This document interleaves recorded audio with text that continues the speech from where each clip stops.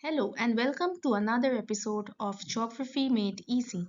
In these videos, we try to make difficult geographical topics easy. In today's video, we are going to discuss natural resources.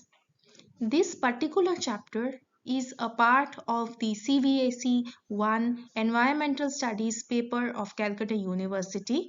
However, this video will be useful for anybody who is studying natural resources, environment, geography, or preparing for any other competitive exams. Firstly, we will try to understand and discuss and define what is meant by a resource. Anything which has a utility is called a resource. So anything which has a use is called a resource. And natural resources are those resources that are provided by the natural environment or the planet or on nature. So example, air, water, these are natural resources. So the natural resource is stock of resource which is available with the nature. We have two types of natural resources. The first type is the renewable resource and the second type is the non-renewable resource.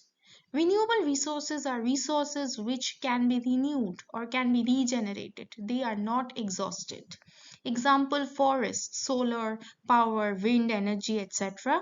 And non-renewable resources are those resources that cannot be regenerated. Example, coals, minerals. So once you take them out of the earth, they are gone forever. First, we will be discussing land resource. It is one of the basic resources for human survival because it gives us food, clothing, shelter. It is where on top of which we build houses. It is for which we fight wars. It is having all the other resources inside it. Hence, land resources are very important. It has a great amount of historical context as well as geographical importance. It's a finite, that means it is limited. We have the land resource on the surface of the earth only, and hence it is a valuable resource.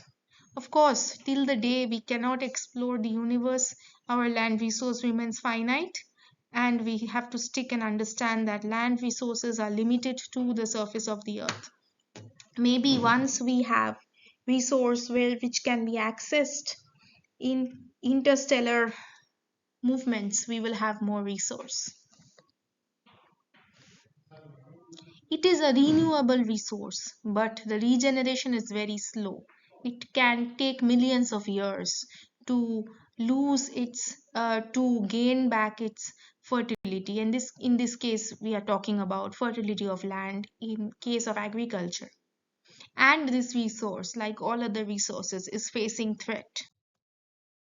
And one of the threats is land use change, and this change can take place due to human activities that transform the natural landscape, which refer to how land has been used, and it emphasizes on the functional role of land. That means how the land behaves and the economic activities which we can do, and constantly human activities is changing the land.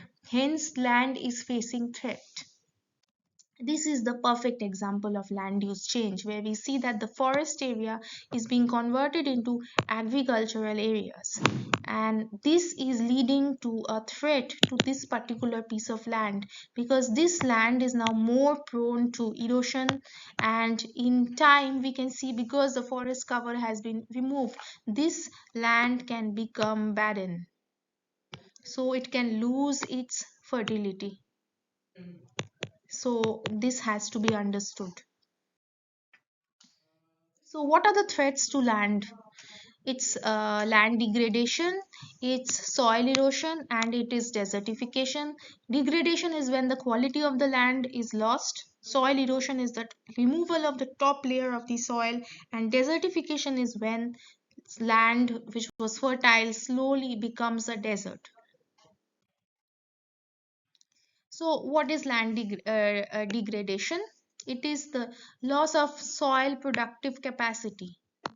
So when soil loses its capacity, it is called degradation, and it accelerates other activities such as soil erosion, soil loss, and also soil contamination. What are the reasons by which we have soil erosion? It it is a natural process. It takes place when the topsoil is slowly lost due to physical as well as anthropogenic activities. So it can be caused by wind, water, and biotic activities. These are natural causes, and we have the other anthropogenic causes also. Next, we move on to forest resource, another very important resource.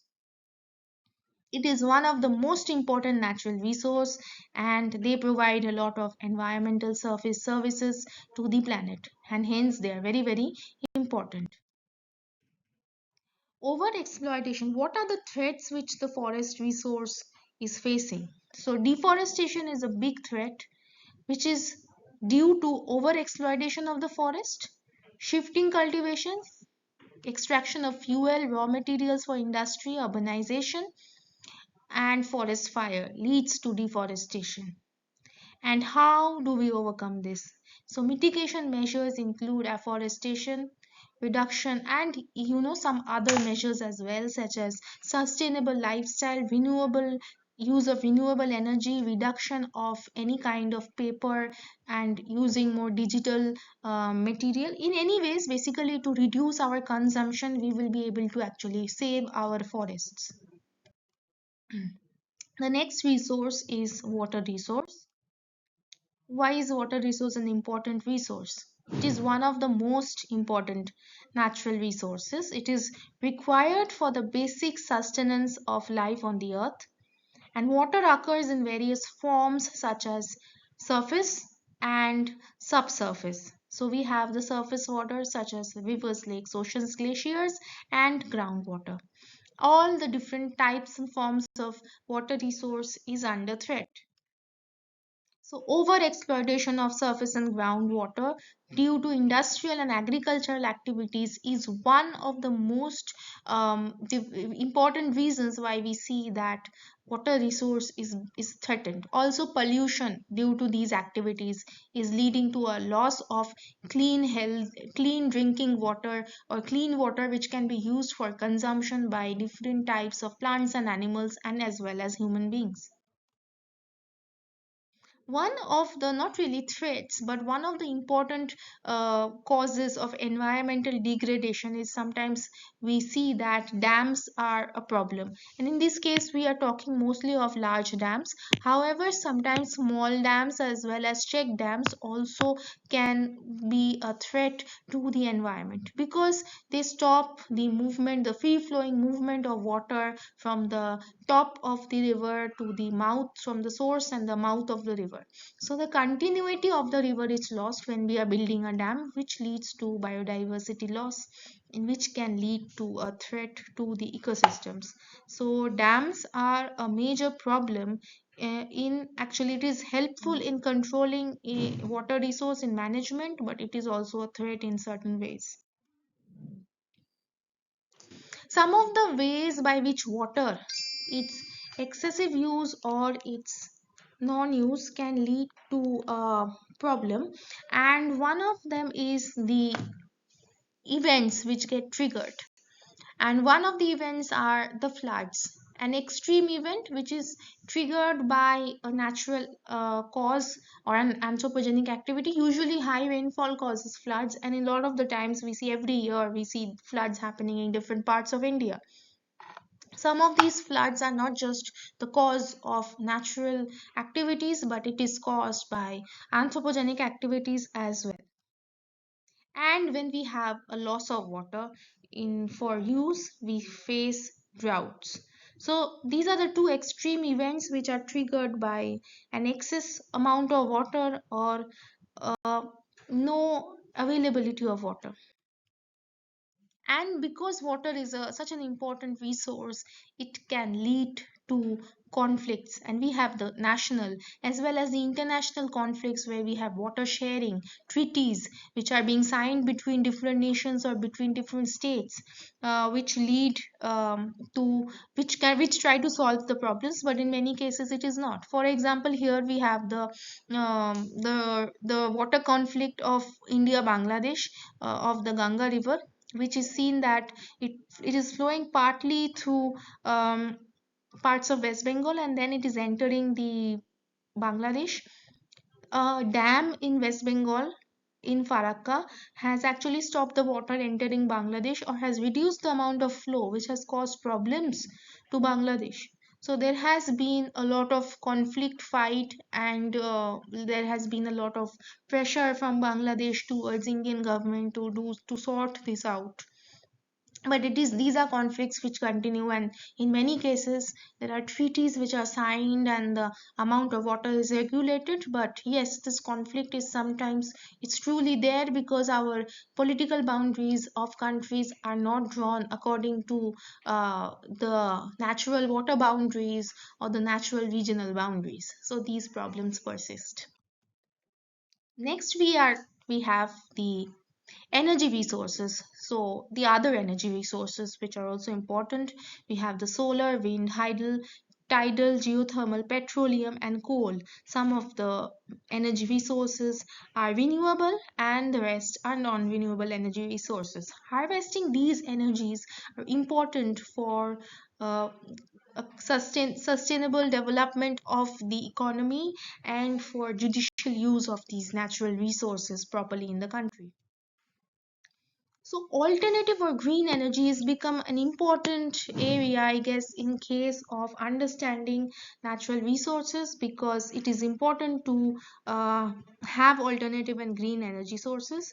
So these are the renewable energy sources, and here a few have been mentioned, such as geothermal, wind, solar, wave, and electrochemical energies, which are green energy, which are less polluting, which are easier to extract, and which are actually better for the planet.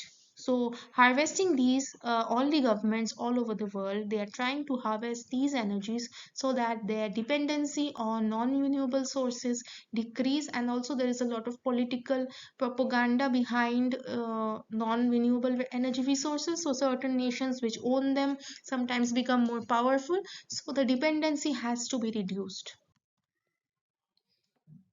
So finally, we have the natural resource accounting. And what is that? So when we are creating an accounts, we are actually writing down what we have and what we do not have, the excess and the non-excess. So for natural resource also, we can create an account where we can talk about how much we are depleting and how much we are producing, or what we have reserved and what we are depleting.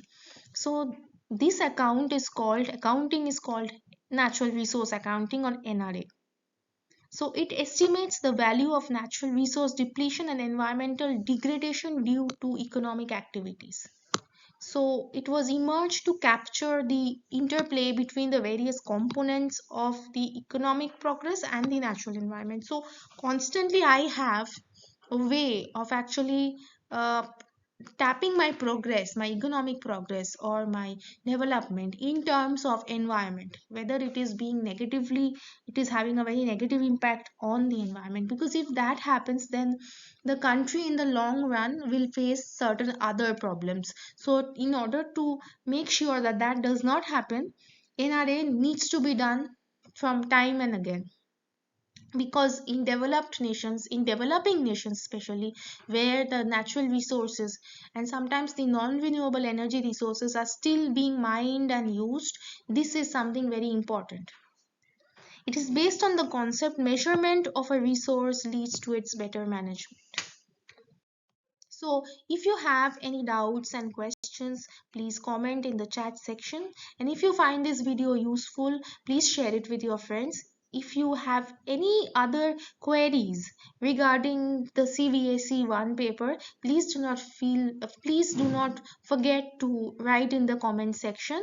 So till then, thank you very much for listening.